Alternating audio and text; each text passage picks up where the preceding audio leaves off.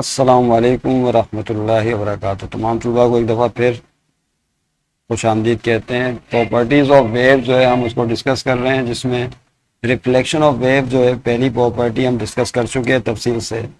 आज जो है इस वीडियो क्लास में स्टूडेंट्स हम refraction number 2 reflection of wave को डिस्कस करेंगे। यही हमारा मौजूद है। तो आज जो है हम डिस्कस करने वाले हैं किसको? रिफ्रैक्शन ऑफ वेव, क्योंकि ये तो हम ऑलरेडी डिस्कस कर चुके हैं ऊपर वाला, उसको छोड़ दें। पिछली वीडियो लेसन में आके देख लीजिएगा जिन्होंने नहीं देखा। आज का टॉपिक स्टूडेंट्स है हमारा रिफ्रैक्शन ऑफ वेव्स। क्या नाम है, मैं इसको थोड़ा सा वो कर दूं। रिफ्रैक्शन ऑफ वेव्स उर्दू में कहते हैं मौजों का इनेताब।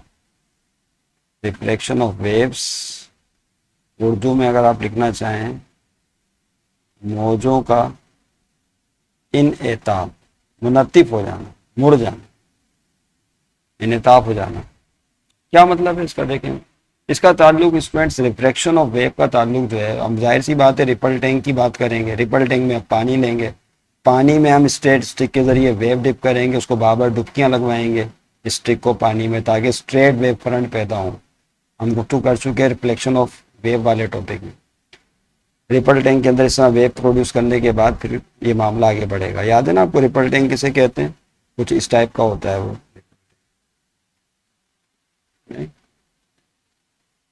ये इस तरह का सिंपली गिलास ट्रे होता है। इस पर पहले भी बात की थी भाई, आगे वीडियो को फॉरवर्ड कर देना, क्योंकि मुझे भी बोरियत हो रही है। अगर आप लोग देख रहे हैं कुछ तलबा अगर, तो उनको भी बोरियत सी होने लगेगी। एक ही बात बार बार, जाहिर सी बात है वही रिपल टैंक में ही सारे ऑब्जर्वेशंस किए जाते हैं, याद रखिए।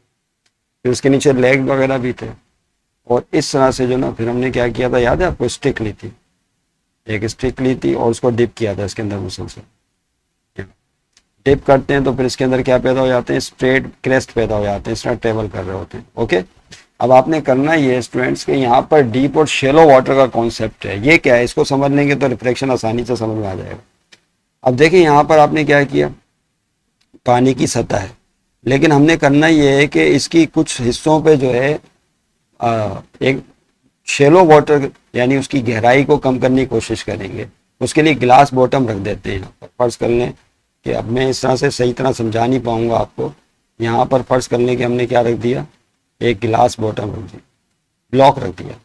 गिलास स्लैब देखा आपने? गिलास स्लैब वो रख दिया। ओके, और तिरछा करके इसको रखा है, इस तरह से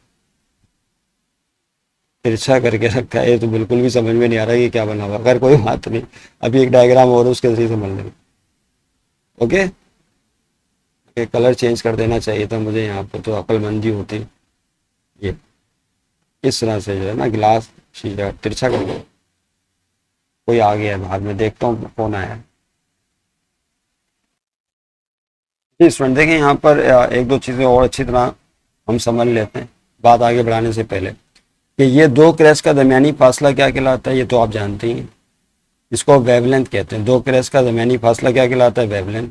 अब आपने वेव जनरेट की इस तरफ, तो उसकी एक पर्टिकुलर वेलोसिटी भी होगी भी, जिससे वो जा रही है, और फ्रीक्वेंसी भी होगी। एक सेकंड में जितने वेवलेंथ पास होंगे उसे क्या कहते हैं स्टूडेंट्स?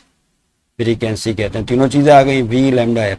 अच्छा, यहाँ पर ये जो है वाइब्रेटो लगा हुआ है, वाइब्रेटर लगा हुआ है, स्टिक है जो ऊपर नीचे वाइब्रेट कर रही है इस तरह से। तो जिस फ्रीक्वेंसी के साथ स्टिक पानी में वाइब्रेट करेगी, उसी फ्रीक्वेंसी की वेव जनरेट हो जाएंगी। ये बात ध्यान में रखिएगा, इट इज़ वेरी इंपॉर्टेंट। ये एक सेकंड में 10 दफ़ा वाइब्रेट कर रही है, तो फिर एक सेकंड में 10 वेवलेंथ पास होंगे। तो जैसा मामला इसका फ्रीक्वेंसी का होगा वाइब्रेटर का, वही फ्रीक्वेंसी जो है वेव भी जो प्रोड्यूस होंगी उनकी भी वही फ्रीक्वेंसी होगी। Is that clear? इस पॉइंट को ध्यान में रखिएगा। और ये दो क्रैश का दरमियानी फासला वेवलेंथ कहलाता है।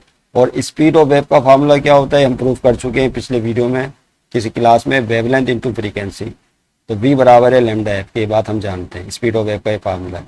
अब हम बात कर रहे थे डीप वाटर की और शेलो वाटर की। ये क्या है, डीप वाटर किसे कहते हैं और शेलो वाटर किसे कहते हैं? अब होता ही है स्टूडेंट्स की, इस डायग्राम से तो सही तरह समझ में नहीं आ रहा, मुझे खुद भी नहीं समझ में आ रहा जो सही बात है। मैं थोड़ा सा चेंज करता हूँ। फर्ज कर लें ये सतह है, पानी की सतह नीचे वाला है, इसको क्या कहते हैं? तह कहते हैं ना, पानी की तह। और फर्ज कर लें कि ये जो है ये वाटर सरफेस है ऊपर की तरफ, ये वाटर सरफेस। ओके, ये वाटर सरफेस है। और यहाँ पर हमने क्या किया, काम और किया स्टूडेंट्स, इस तरह से एक ब्लॉक रख दिया। इस ब्लॉक के नतीजे में क्या होगा, आप गौर से देखें जरा। ये पानी है ना, ये पूरा वाटर है। ये क्या है? वाटर। ये पानी है, यहाँ जा रहा है, और चूंकि यहाँ ब्लॉक आ गया तो अब क्या होगा बताइए, यहाँ पानी की गहराई क्या हो जाएगी, कम हो जाएगी। इसका मतलब है यहाँ पे गहराई क्या है स्टूडेंट, ज़्यादा है, ये डीप वाटर कहलाएगा, इसको क्या बोलेंगे, डीपर, डीप वाटर है। और यहाँ पानी की गहराई क्या हो गई है, कम हो गई है ब्लॉक की वजह से, तो इसको शेलो वाटर बोलेंगे। क्या बोला जाएगा, ये जो पार्ट नज़र आ रहा है ना आपको ऊपर वाला पानी का, this is called shallow water. भाई इसको ज़रा समझ लीजिएगा तो बाकी बात करने में आसानी हो जाएगी। तो अब जो वेव आपने जनरेट किए हैं यहाँ पर क्रेस्ट और ट्रफ जा रहे हैं, आप जानते हैं क्या जा रहे हैं, क्रेस्ट और ट्रफ इस तरह से मूव करते हुए जा रहे हैं।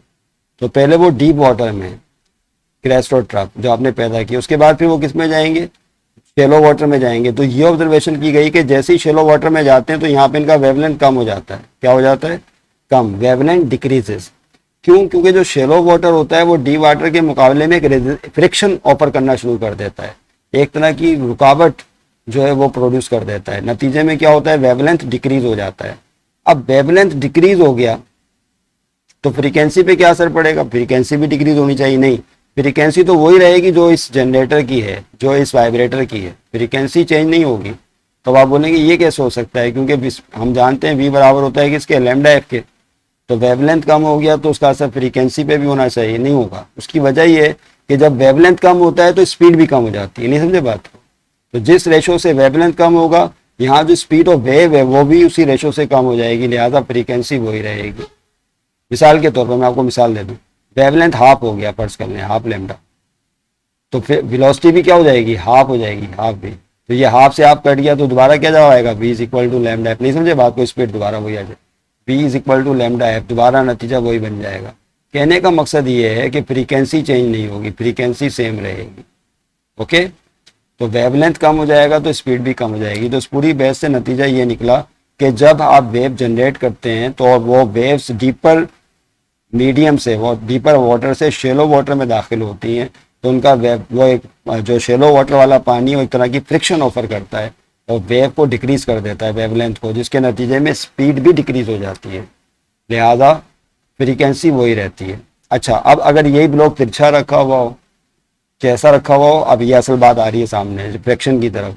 अगर वो ये ब्लॉक जो है तिरछा रखा हुआ हो पानी की सतह के नीचे, जिसने आप शो किया हमने, ये है ना, जिसने शेलो वाटर बनाया है, ये ऐसा क्या हो, तिरछा, तो इस टाइप, इस ऐसे रखा हुआ तिरछा, तो उस सूरत में क्या होगा, जो आपने वेव जनरेट की है वो बेंट हो जाएंगी इस तरफ। नहीं समझे बात को, देखो अब ये चीज़ यहाँ से समझ में आ जाएगी। ये आपने यहाँ पे ब्लॉक रखा हुआ है, तो जैसे ही आप वो करेंगे ना, ये इस हिस्से पे पहुंचेंगे क्रेस्ट और ट्रफ, जहाँ पे शेलो वाटर मिलेगा, तो इस तरह से जो ना ये टर्न ले लेंगे। नहीं समझे आप, ये इस तरह से टर्न ले लेंगे, ना सिर्फ टर्न लेंगे बल्कि इनका वेवलेंथ भी कम हो जाएगा, तो करीब करीब हो गया, वेवलेंथ क्या हो गया, डिक्रीज हो गया, स्पीड भी डिक्रीज हो गई और बेंडिंग का अमल भी हो गया। किस डायरेक्शन में जा रहे थे, तवज्जो रहे, शुरू में ये इस डायरेक्शन में थे और डायरेक्शन क्या हो गई है, अब ये डायरेक्शन हो गई। तो इस तरह से याद रखिएगा, किसी वेव का डीपर वाटर से, डीपर रीजन से शेलो वाटर में दाखिल होना और फिर शेलो वाटर की जानिब जो है बेंट हो जाना, किसकी वजह से, शेलो वाटर होने की वजह से बेंट हो जाना, ये जो पूरा प्रोसेस है, this is called refraction of wave. इसको रिफ्रैक्शन ऑफ वेव कहते हैं, समझ लें बात। तो इसी डेफिनेशन में चाहूंगा कि तमाम तलबा एक नज़र लिख लें तो ज़्यादा बेहतर होगा। ओके, आइए इसकी डेफिनेशन लिखते हैं। जी स्टूडेंट्स, ये देख लें आप लोग, ये डेफिनेशन आ गई है। When waves enter from region of deep water to region of shallow water, जब गहरे पानी से छिछले पानी में मोजे जाती है किसी जाविये पर, at an angle, the waves will change the direction, तो वेव की डायरेक्शन चेंज हो जाती है, जाहिर सी बात है।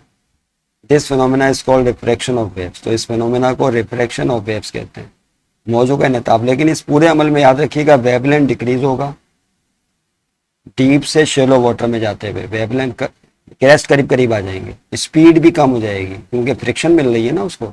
शेलो वाटर एक तरह की फ्रिक्शन प्रोवाइड करता है वेव के रास्ते में, स्पीड भी कम हो जाएगी।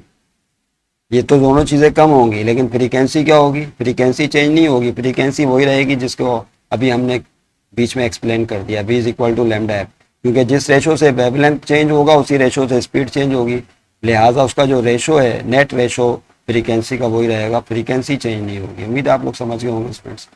तो ये इसके साथ ही जो है ये दूसरी वेव प्रॉपर्टी थी, रिफ्रैक्शन ऑफ वेव, यकीनन आप लोगों की समझ में आ गई होगी, आपने इसको एंजॉय किया होगा इस वीडियो क्लास को। इंशाल्लाह फिर तीसरी और आखिरी जो है वेव प्रॉपर्टी है डायफ्रैक्शन ऑफ वेव, उस पर गुफ्तगू हम इसके बाद वाले लेसन में करेंगे। खुदा हाफिज़।